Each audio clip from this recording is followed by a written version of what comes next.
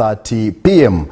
Allow me take this opportunity to appreciate my fellow Christians who did go through the Lent period. We did have that Holy Week, we did have Holy Thursday, we did have Good Friday, there was Easter Sunday, and today being Easter Monday, let me hope each and everyone did go through that festive season in a very, very good and proper manner. It is very important. Otherwise, welcome to the front bench. My name is Jethro Kasaigi. Our topic tonight will be on disaster management and preparedness. How best is government ensuring that Ugandans are ready to face whatever disaster that there is, but how best can they as well get out of the entire scandal? Uganda usually faces challenges of floods and landslides. That is where we do see the Ministry of Disaster and Preparedness coming in to protect Ugandans, to see that they are relocated from one area that is usually suffering from a particular landslide or floods, to resettle them in a particular area, but also not forgetting that we do have refugees there in, and these are all people that the Ministry of Disaster and Preparedness has to ensure that all Ugandans are very safe and sound. Tonight, my guests, I do have the Minister of State for Preparedness and Relief, Disaster and Preparedness and Refugees as well. That is very important. That is Honorable Minister Lilian Abba. You're most welcome on the front bench. Thank you very much, and good evening to our viewers, and happy Easter. Thank you so much. I also do have the Permanent Secretary, Mr. Alex Kakoza. He is the technical person in the ministry. Good to have you, PS. Thank you very much. Good evening, viewers. I hope you had a wonderful Easter season. Well, ladies and gentlemen, be part of the show using that hashtag UBC Front Bench. We need to understand a number of things. What is the mandate of the Ministry of Preparedness, Disaster Preparedness and Management? What are they doing? What should Ugandans expect? This is the Front Bench. Oh, Uganda, may God uphold thee.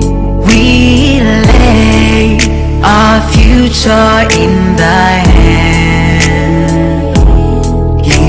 United, free for liberty, together we'll always stand.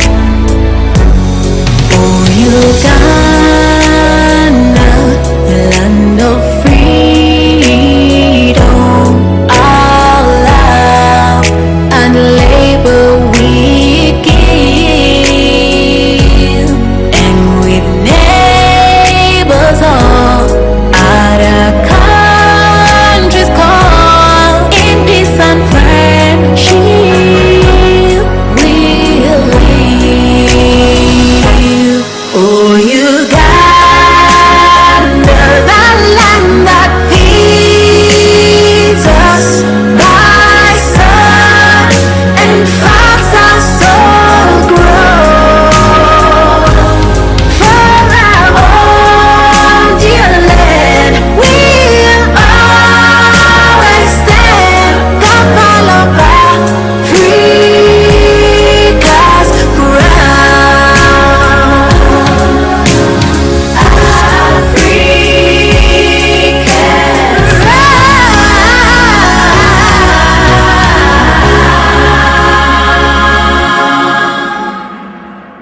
Fellow countrymen and women, these are our ministers and permanent secretaries at the front bench, representing the various ministries and answering the questions that matter to us. Join the conversation. This is the front bench. Institutional readiness and resilient recovery, evaluating Uganda's disaster resettlement framework is our topic tonight on the front bench. Not forgetting that we are coming to you live on our different radio stations across the country. We are streaming live on YouTube, but also on our X. Use that hashtag UBC Front Bench to be part of the show I am Jethro Kasaigi. Honorable Minister, thank you so much for sparing time. You're live in UBC. Ugandans have a number of questions when it comes to disaster management and preparedness. We are witnessing a number of floods. We are in a rainy season, but these are things that you will throw more light on. How is your ministry ensuring that Ugandans shouldn't be scared on whatever is going on, because you do have a mandate, but Ugandans have to first understand how big and how do you achieve and how do you come to that mandate as the Ministry of Disaster and Preparedness? Honorable. Well, thank you very much. One thing we need to, first of all, know is that natural disasters are meant to happen. What we do is to ensure that we mitigate some of these natural disasters that happen. So the Ministry of Disaster under the Office of the Prime Minister is the center of coordination. So what do? We work together with other ministries. We do what we call an interministerial approach, multi-sectoral approach. When a disaster occurs, and we bring on board the line ministries. For example, if we have issues to do with maybe landslide in Elgon sub-region, then we have to coordinate a meeting that brings together on board the partners, like Uganda Red Cross Society. We bring on board the army to support us, the police, Ministry of Health, the Ministry of Works, Roads, to support us with the issues that could be affected. So we use a system which is a multi-sectoral approach. So what we do as a ministry is always we send early warning messages, predictions of the weather. We work together with the meteorological department of the weather system under the Ministry of Water. We normally alert. And when we detect that there is a likelihood of a disaster happening, we normally coordinate with the districts. And we have what they call the District Disaster Committee. So we coordinate with these people. We see how to address those disasters that we have probably highlighted that might happen. Others happen when we have when we have not noticed that would happen. But one thing that I want to really speak very proudly about is that my ministry has really been fast in responding to disasters. When a disaster occurs, the technical team will straight away get a report from the district. We will coordinate with the Red Cross, coordinate with other agencies, and we are on ground to ensure that we support our people who are affected. But this is also something I want to tell the public is, this is something we should take as our individual responsibility. When you see a sign, probably somebody who is responsible at the district has not yet seen it. Maybe the people who are mandated to coordinate us with this information, they might have not seen it. So this information, we normally leave it open for the public. Reach out to us. And I'm very happy that most of the people have taken the mantle to write to us, to call us, have seen ABCD, and we normally ensure we take action. So that is how our system works. We look at how to prevent disasters, how to mitigate, and also how to support recovery. This is all a very big approach, and the system has it has its challenges and also how we can handle some of the things. Of course, the challenges have always been issues of mobilizing the resources to all be available at the right time. Sometimes we have challenges because of the bureaucracies. You know, you can't take decisions and say, you know, I want this money right now, I want to do this. You have to go through a process.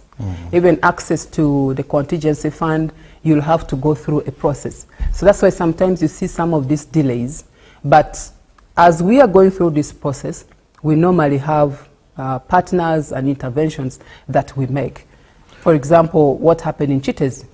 You remember when the incidents in Chitezi happened, I think I was among the first people who came on the site, and we started mobilizing with the technical team of OPM, the KCCA, the army, the police, and we went into rescue, because that is what was supposed to be immediate, to rescue those who could be rescued at that time.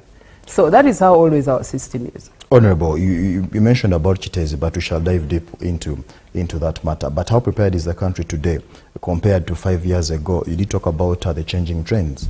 If we do have those predicted and unpredicted hazards, how are you ready? How ready are you? How are you set to combat those hazards as a ministry? For example, which one in particular? Maybe I could go into detail. Yeah, for example, we do have landslides. Yes, we do, because these are natural calamities. All right, that if do you're happen. talking about landslides, I will tell you the cabinet approved a resettlement plan. We are supposed to get everybody who is residing within the areas which have been mapped out as being risky and resettle them. Okay. We actually went ahead to even get people who are in those areas and put them in our camps, has a preventive way of, approaching that issue. But of course, human beings are human beings. Some of them are adamant. Others were adamant. We had the first resettlement program. The Office of the Prime Minister took people, relocated them to Kiriandongo. Some of them came back. When the second landslide happened, some people who were already registered to be in Kiriandongo had returned to do farming in the same area. Now, the second phase of resettlement program, we launched it just this week, and around 101 households have been already transported to where OPM procured land, and we gave them money, the 10 million shillings and 2 acres of land. So that's what we do to prevent them from dying again out of disasters, out of landslide. We tell them, please come to our camps, because this rainy season. If it's not rainy season, it is okay, maybe, if you've not yet been you've not yet been relocated. But also, what we do is, if you have been mapped out, you are within the areas mapped out to be disastrous, we don't allow you to be in that area. And also, when we have already resettled you, we take over the land, and who will take responsibility. We demolish everything which was there, and we give that land to war. So whoever goes back there, government you cannot blame government. That will be purely irresponsibility on your side. But our people must listen. These issues of culture, we can't live where we buried our ancestors, we can't leave our home because this is where we are used to. I mean, life comes first. So they really need to listen and really move to where government has given them land and or provided shelter for them. So we are optimistic that if given availability of funds, we will be able to relocate quite a number of households. But it's something we can't do at once. It has to be gradual, because it has got serious financial implication that can't be implemented at once. Okay, PS, how does the ministry operationalize the disaster policies that we have on ground? The policies, thank you very much, Mr. Moderator. The policies which we have mainly provide for preparedness. So the way we operationalize them is to involve all stakeholders. The Honourable Minister has already talked about the multi-sector approach. We have local governments. We have the Ministry of Works. We have the Ministry of Health, the Ministry of Water. So we prepare, we work together to come up with a program of action. For example, when we know that this area is prone, for example, to floods, like in Kasese, River Nyamwamba, we work with the Ministry of Water to make predictions, and then we inform work with local government to make sure that people who are living within the vicinity of that river, if we expect that this year it will be, it is going to flood, we move to have those people evacuated in time, informed, and then evacuated. So that is the multi-sectoral approach. But also, we are working with the non-government organizations. The policy provides for that kind of arrangement, and therefore, in our budget, we support organizations like the Red Cross. The system they use, for example, to respond, is much faster, more responsive than the way government would operate. So we extend some funding to them. But we also want to, as government, to emphasize preemptive. In disaster we have preparedness and we have management. We want now to look more at the preparedness bit. How do we prepare when we know there will be, we anticipate disasters? For example, we know that we shall have rains again in October. How do we prepare? So we are mainly now emphasizing the the forecasts, the predictions, and then we take action. For example, we go and work with the Ministry of Finance to make sure that the emergency fund is accessed a little earlier before the disasters begin to happen. P.S., you do have a structure. You've talked about the different avenues that you're working on and how you approach whatsoever happens. Let's talk about the systems that are in place to ensure now this rapid response, because remember, if a disaster happens, in certain areas people are dying. So what systems do you have in place to ensure that rapid response? One of the systems we have is partnership. Partnership with organizations. I've already mentioned one of them is Uganda Red Cross. We have a partnership that ensures that, first of all, we support them to have funding, because when you have an MOU with them, then they can attract funding. But also, as government, we give them a subvention every year. Why do we do this? I've already mentioned that government systems sometimes can be slow, but the NGOs or international organizations, their response is much faster. So we support them, and the response, so as we go through our system, they go ahead of us and help to mitigate the disasters. And my minister has already talked about the multi-sectoral approach. We call Ministry of Works, they have regional workshops, and they send us equipment if it's rescue. We work with the Ministry of Health to help us, get medical services in areas where they are needed urgently, using their regional offices again, and so is the Ministry of Water. So we take that multi-sectoral approach and then working with non-governmental government partnerships to mitigate these disasters when they occur. Thank you. Honorable Minister, recently you chaired the 25th Comprehensive Refugee Response Framework, that is a CRRF steering group meeting to review the progress and how it is being implemented in Uganda. A part of the discussion was focused on strengthening coordination, deepening refugee inclusion in national service delivery systems, and advancing, but also sustainable solutions that benefit both refugees and host communities. How are you willing to incorporate this, but also to ensure that the affected persons actually feel what you're tabling on the table? One of the biggest challenges we're facing now in our refugee response is the dwindling funding for the humanitarian support. And whenever we have such a meeting, that meeting brings together all the different players, the partners, who are supporting government in our refugee response.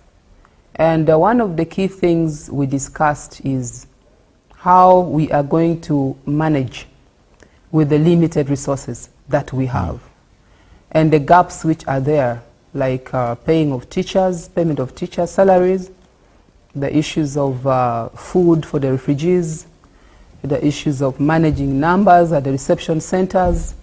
So we have little funding coming in. So how do we prioritize this funding? We need to focus now on areas of durable solutions. Looking at refugees being self-sustaining.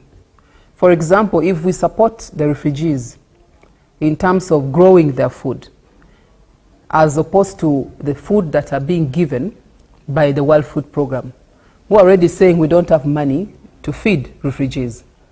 So those are the areas we are focusing on. But of course, we also have some projects like Dr. Deep 2 that has come in, and it has already commenced, that will support refugees. That project particularly supports both the host communities and also the refugees. So that will kind of reduce the conflict. But apparently we are grappling with quite a lot of challenges in terms of supporting even the host communities. And you know, the host communities become a little bit rowdy if the pressure on support that comes in is not really met. They feel like it's becoming a burden in their area. So we are discussing mainly the donors who have pledged. Can we all meet the pledges that you put on table? Who hasn't made the pledge? And I was happy that, I'm very happy that the US government came in and has given us some support that will go into also paying the salary for teachers and other interventions. For me, my appeal is that the Ugandan question must be given priority within the international resource basket, because we are hosting the biggest number of refugees. And this shouldn't put pressure on the budget of the country.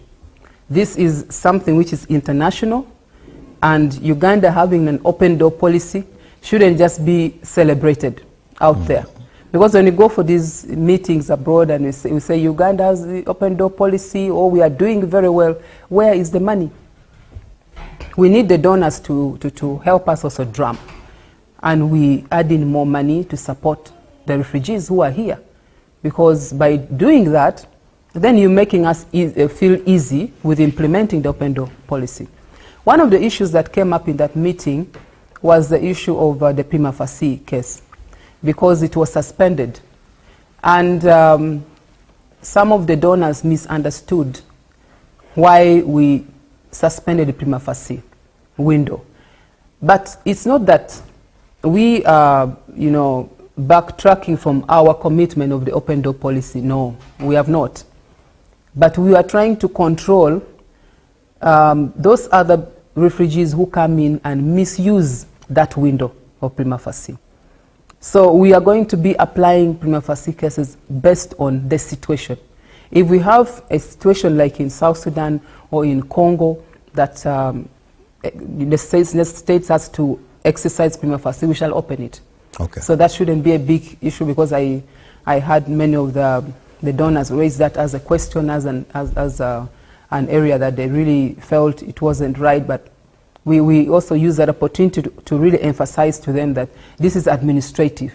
We can't leave it, and because we had cases where some refugees would come in, they come through prima facie window, but they go back to their country. And then the number also on prima facie had reduced. If we have a big number, definitely we shall open it. So we made that also, that clarification. Honorable, we are going for a break, but when we do return, you will throw more light on the scaling up of investments. Still, it did happen in that meeting that you chaired, to see how best you prioritize healthcare, livelihoods, and environmental protection after the short break. This is the front bench.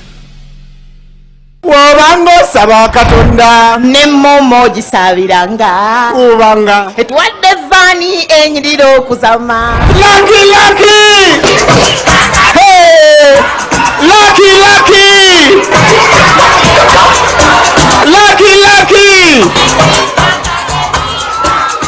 sat down and asked, what more can we do for the guardians, the parents who take time to pay school fees? Why don't we give them a van? So I officially hand over the keys to this school van to Lucky Kids Academy. We are grateful for everything that you've done for Mama. We are just lucky, wallahi. We thank you so much for this hand that you've given us, you've stretched towards Lucky Kids and the rest of the schools. There you go, Lucky Kids Academy here in Boyogere, winning the first van. What do you have to do, Ruth, to win a van courtesy of Momo? Just pay school fees using Momo app or press star 165 star 80 hash. Pay the school fees, then you stand a chance to win school fees or a school van. Lucky, lucky! This is Academy Momo! In a nation hungry for truth, a world where every story matters, there exists a beacon of trust and reliability. For decades, they've been our voice and our window to the world, holding the mirror of our history. With 4 TV stations and 11 radio channels spanning 27 languages, they stand as guardians of information, defenders of truth. With Mascari Heritage Advantage, they uphold every citizen's right to reliable and free information. Their archived stories shaped our past and illuminate our present. Yet now, as new challenges arise and the world evolves, their mission faces its greatest test yet. Be part of our journey and let's navigate the unknown, uncover the untold, and safeguard our future together. Tune into your public broadcaster, for it is the intersection of trust and truth. Because to UBC, your story, every story, and every voice matters. UBC, inspiring Uganda. This is the front bench. Thank you so much for keeping it UBC, those who are watching us live on UBC, those who are listening in on our different radio stations, thank you so much. But also those who are sending in your comments and feedback, thank you so much. Our topic is still on disaster and prepared management, how the ministry is ensuring that Ugandans get the relief, but also putting in mind that Uganda hosts a number of refugees. How are they incorporated into the system? Recently, President Museveni was appreciated, and he has always been appreciated by neighboring countries for always allowing in refugees in Uganda. Honorable Minister, before we went in for the break, you were actually explaining about the focus, about the meeting that you had at the CRRF, how Uganda is ensuring that we move a step to implement whatever strategies are there in place. And my next question was still about the focus was on scaling up investments on critical sectors, livelihoods, health centers, but also education. But you also did say that we have mega resources, the funding gaps are there, those are challenges, but also donors, pledges are being made. How ready are you to ensure that this is actually achieved within your ministry? First of all, when we get donations, mostly on refugee response, implementation is done by the UNHCR. All these donations doesn't come direct to the office of the Prime Minister. So there are 2 things that we have been emphasizing in our refugee response. That is localization and the transition discussion. Yes, we have limited resources, but we need these hospitals to function. But when these hospitals, one day, the donors move from funding this hospital which has been established, say in Ajumani district, the burden to continue operating this hospital gets back to government. So that means there should be a clear, well-organized transition strategy. And that is what the ministry is working on. I want to thank the PS for that. They are trying to work with finance, Ministry of Finance, to ensure that these facilities that we establish, the burden is not, does not put a lot of pressure on government. And whatever money we get in refugee response, for us myself and the senior minister, our focus has always been, let's put this money into areas that will support these refugees to be more sustaining.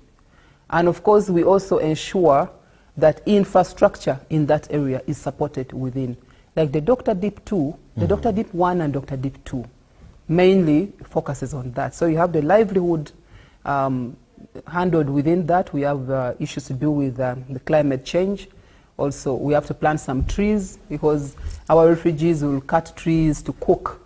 So that means we need to plant more trees to make sure that that area does not suffer deforestation. So we also look at the crops. Now we're looking at a strategy to embed even the parish development model approach when we are implementing these programs among the refugees and the host communities, so that they are more sustaining. If money is not there tomorrow, the refugees are able to live and the host communities are able to live in harmony and with ease, because we cannot predict donor funding. Just like 5 years ago, we didn't know that the situation would be this bad, because the situation is bad in terms of funding. It's really bad. We are really, really struggling. So issues of infrastructure like roads, issues of schools, issues of hospitals, and many others. We are doing this in line with the transition strategy. But also what we emphasize is that when money comes into the country to implement refugee projects, let's also ensure that we appreciate the localization approach. Because we have local NGOs, that money shouldn't go into paying expatriates expensively. We can choose to implement this program using the local NGOs who are already there. So the money you use for paying staff who are within the local NGOs is not as more expensive like the expatriates that you're going to pay. You're going to have to look for renting houses for them. So we are saying let's also use the local NGOs that we are able to monitor. And remember, all the NGOs must have MOUs with the Office of the Prime Minister, signed by the PS, the Permanent Secretary. So through that, we also continue. If your MOU has expired, we need to follow up. What have you been doing? If you've not been doing the right services, then we won't renew. And that is something that we were complaining in the meeting, but we cannot fold our hands on that. You must be doing what is right. And then also duplication of activities. Why is it that all of you are in Namwanja, or in Bamanja? Why all of you in Lammo camp doing the same thing? But we are lacking this in Kiriandongo. So why don't you go and do this other activity? In Bidibidi. So we are kind of strict in Bidibidi and all these other places. We are kind of strict, and sometimes the donors find it not very easy, and that complaint came up. But I think the PS is doing the right thing, because if we don't ensure that we follow up on how things are going to be done, we don't have enough funding, and the little funding coming in, if it's not used well, then the burden remains on us. All right. But the question of funding, I think time will come, we have to go back to Cabinet to discuss the issue of the open door policy, whether we need to continue that way or if we hope for things to change. And if things don't change, what should we do? Because this is not a Ugandan problem. And that is in your ministry. Yes. Thank you, Honorable. PS, after understanding that all MOUs, your signature must be appended somewhere, your office is very critical. If a disaster has happened, what happens next is relief. Now, about relief, how do you ensure that the affected communities get this relief timely? But there are also critics who come out and say that there is, it is inefficient, it is not timely how and when this relief comes in. We've covered stories where Ugandans come out and say, government, you've forgotten about us, you promised us this, but this is not yet there. Where is the challenge? PS. Thank you very much once again When a disaster happens, the first thing is rescue. We have to go and make sure that we pull out people alive, and then we account for those who we haven't managed to pull out. 2, we must ensure access to the site, because sometimes before you take relief, you should be able to access the place.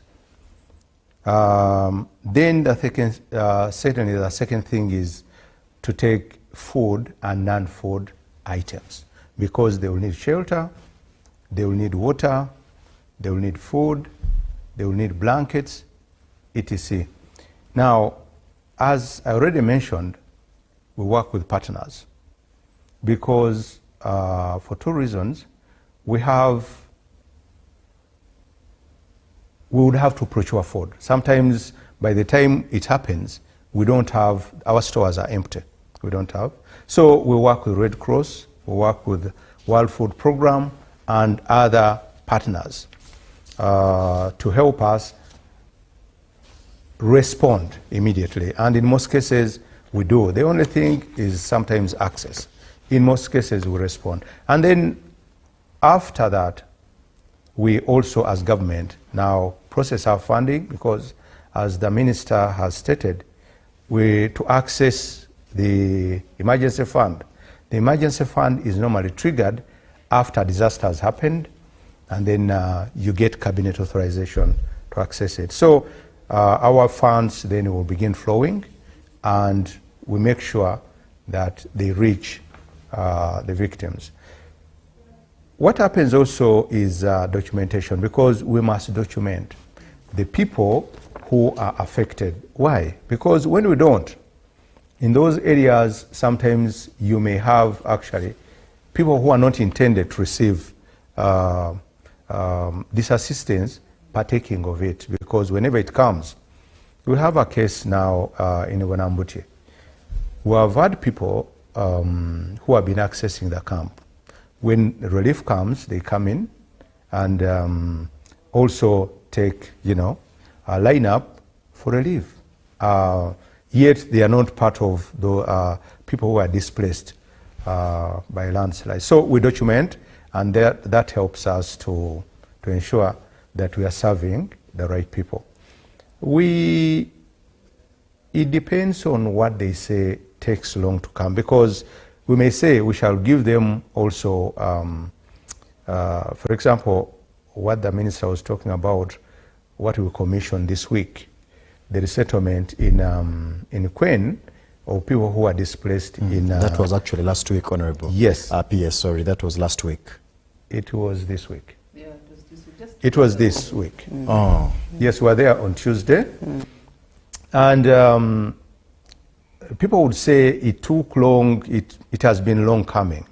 But you see, the government policy is we must give 2 acres of land and then top it up with 10 million for each person. Now, for us to give you 2 acres, we must look for that land and buy it. It's the government that procures yes, land. Land that is not encumbered. But as you are aware, whenever you are trying to buy land, you always find competing interests.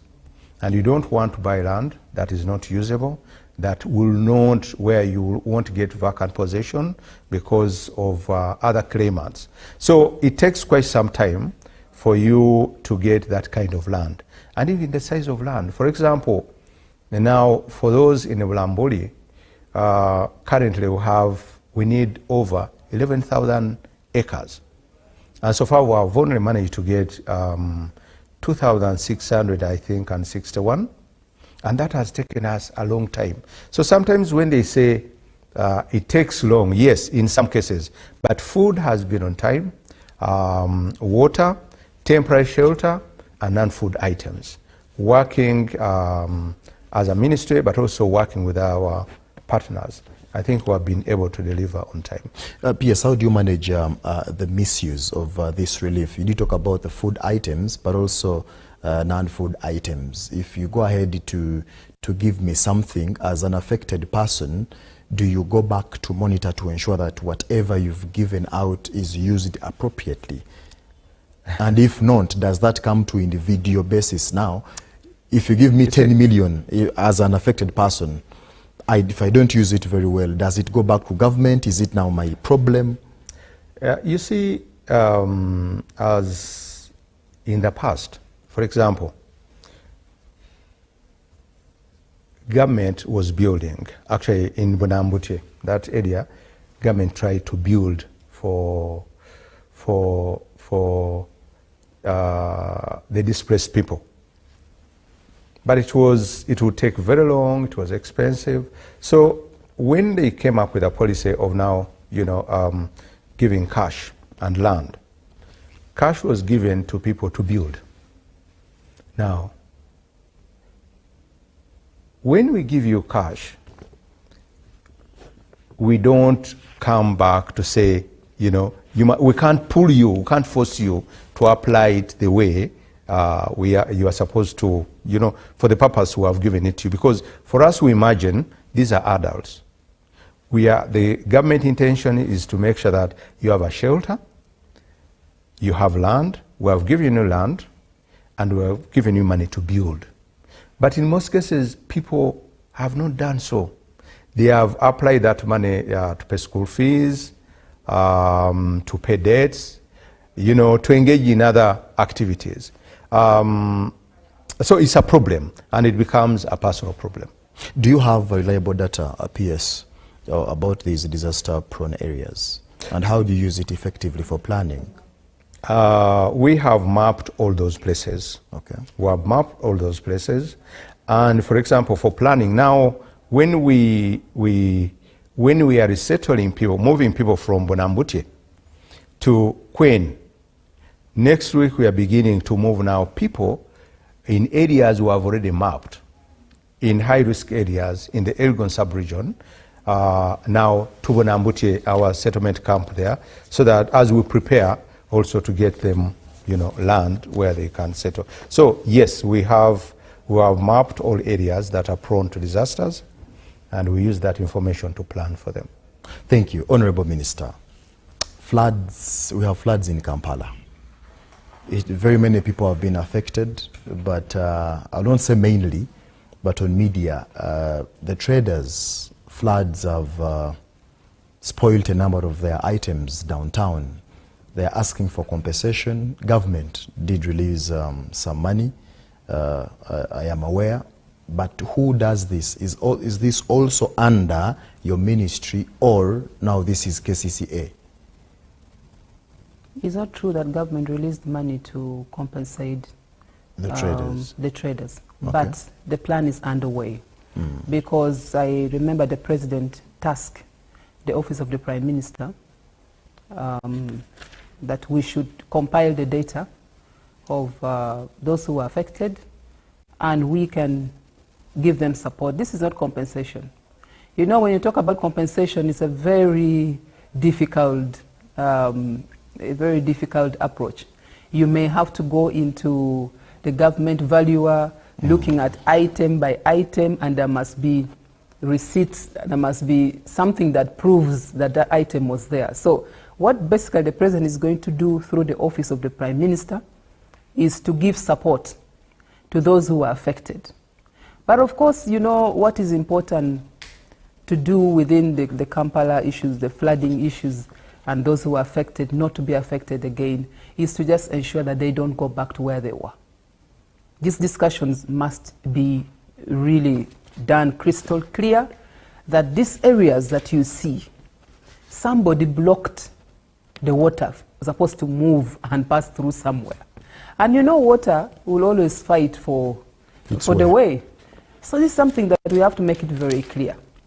The owners of this building must really accept that those basements were not initially meant to be utilized as a place to vend items. So we just have to be real on this matter. I attended one of the meetings that we had at Office of the Prime Minister, and these were the discussions, because even the Ministry of Water was there, and the discussion was the long-term solution is we need to correct some certain things that were done wrongly. they have to be corrected. But also the traders who are there should not be going back to those areas, because this will keep on happening. But anyway, to go straight to answer what you talked about, giving support to those traders, it's not compensation, but it will be some support from the president that is being arranged, and they will be contacted and will be given that support as soon as that money comes to us. Do we have some gaps in the current disaster management policy, and do you think it requires some reforms? Yes, we have some gaps. The gaps that we have is mainly funding. You see, we have a disaster risk management policy, and we need to fund this policy. If we don't fund it, then we'll be having issues of the complaints you're talking about, that people are saying there are delays. That policy decentralizes most of the approaches. The interventions would be decentralized, and that will be very fast. We need to improve on our early warning systems. We need to have modern early warning systems. We have a map, the Atlas, that shows us where we have disasters that are prone to happen and what kind of disasters. Uganda, as a country, has got challenges of landslides. We have challenges of flooding. We have challenges of hailstones. We have lightning. So we have this map in office. Okay. But we need to fund it. So there must be a real intentional, deliberate approach to put in some funding to ensure that we close all these gaps. Because if we have the disaster district, the district disaster committee functioning, and then we have our regional offices well equipped, and that will ease coordination. That will help us in being more fast. And also some of the equipments that would help us in rescue, that can, you know, if we have good equipments that are meant to operate in a certain area. For example, if you look at the Elgon area, that is a hilly area.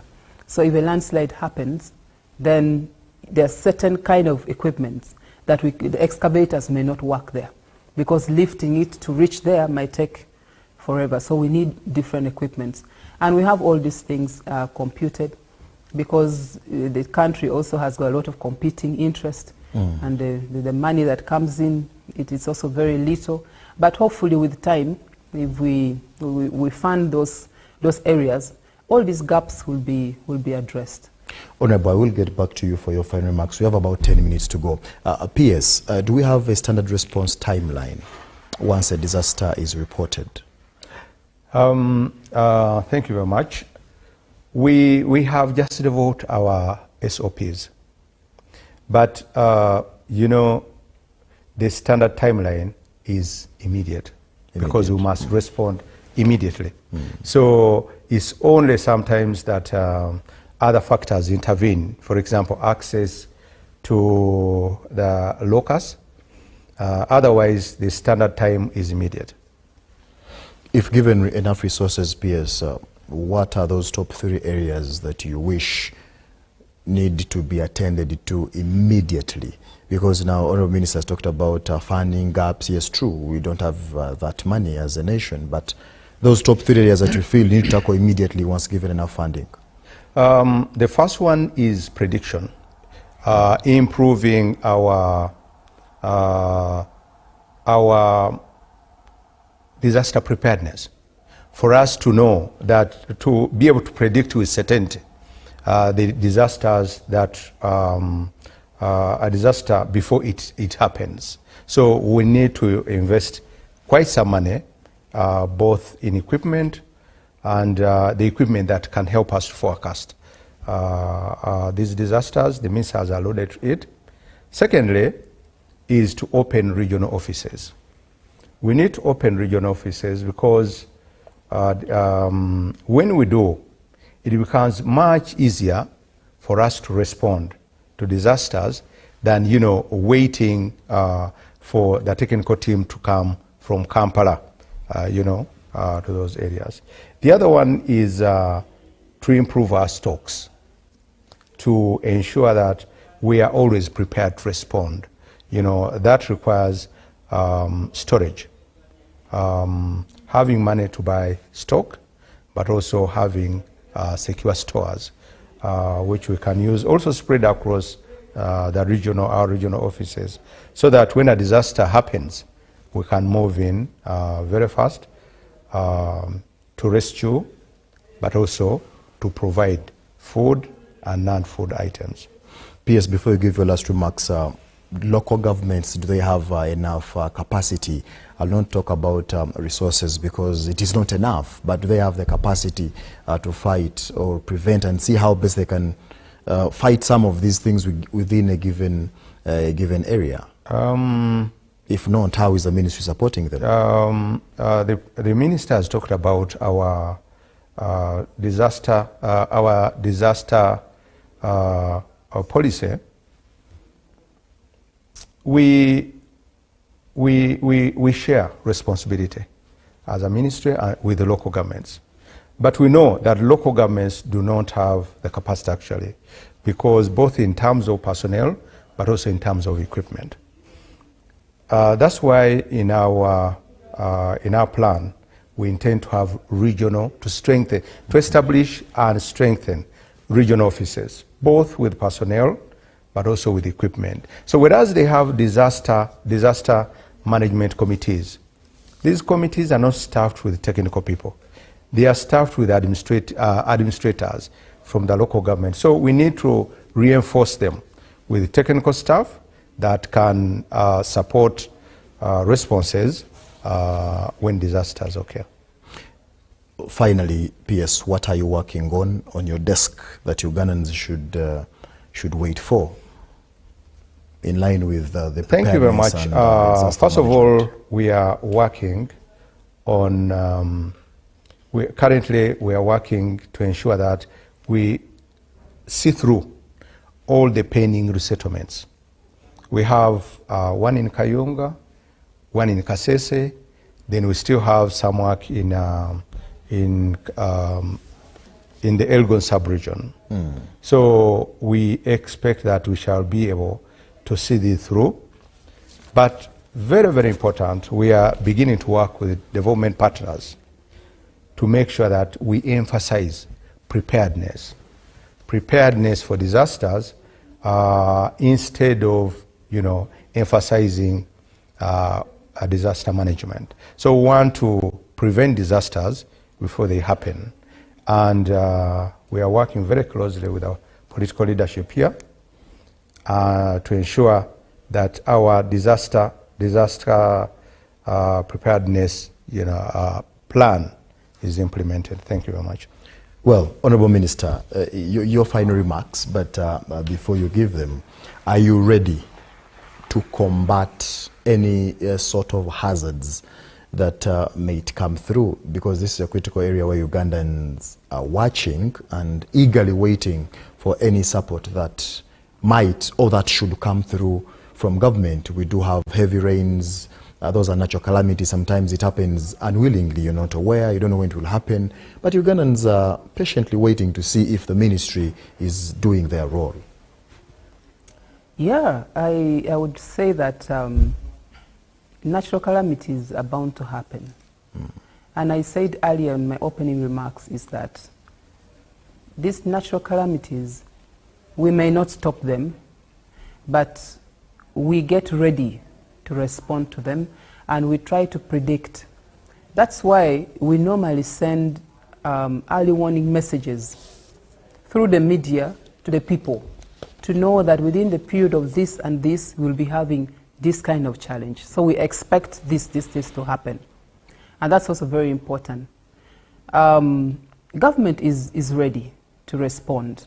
In case of any disaster, we are ready because we work as a team. And on that note, I want to really thank the Army, the military, the CDF, for always supporting us. The Army has always been there to really, really help us with rescue, mainly. And that is very, very important. So, yes, the ministry is ready. We have put in place plans on what we should do when. That one we have tried to always be prepared. But of course, we may not do everything to a certain degree that I would love to, But that also comes in because of the challenges that we've talked about, which is in the policy that we have not yet addressed. So if those things are addressed, it should be okay. Your final shots. I would really propose, and this has always been one of the things that I've always emphasized, these districts that we have mapped out to be prone to disasters, we should have some funding channeled to them so they have some money on standby. Like for example, Kasese, we have districts like in Elgon sub-region. So if they have something, money in the pool, they can also come in to support. Because the process to access the contingency fund, as PS said, it takes some time. So if we have some money which is allocated in the local government budget, it could also support us a lot. And that is something, if cabinet buys it, it would be really very good. But finally, I just want to say that as a ministry, we'll always stand with our people. We'll always respond, just like we have been responding very fast. I always attend to matters of national importance in Parliament, and we take action. But sometimes when we don't provide this support immediately, is because of the issues of also procurement process in government. So we need to understand some of this. And that's why we make phone calls to the partners, UNSCR, can we have some tents from you? Red Cross, can you use the money we've given you to provide the non-food items? Because the ministry doesn't buy non-food items. We look at food and other things, but Red Cross, we give them money to handle the non-food items. Most importantly is that the community should be vigilant and coordinate with us. Reach out to us if you see a sign of something that might affect the community. And when you reach out to us, we'll definitely take action and ensure that we mitigate that. Otherwise, disaster response is a collective responsibility for everybody. You and I need to work together to ensure that our people are safe.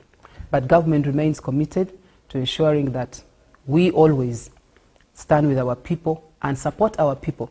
Even the president, we should thank him at this point. He has always donated from his budget of State House 5 million shillings to the families of those who lose their loved ones around that time of the tragedy. He gives them 5 million shillings, and sometimes can have a situation where we have lost 30 people, 40 people, and also 1 million shillings to those who have been injured. So I also want to thank the President for that. And I thank all the stakeholders, the partners and the entire team for disaster response, for the support they've been giving us, and together we'll continue supporting our people. Well, thank you so much, Minister of State for Relief, Disaster Preparedness and Refugees, Honorable Lydian Abba. Thank you so much, Permanent Secretary, Mr.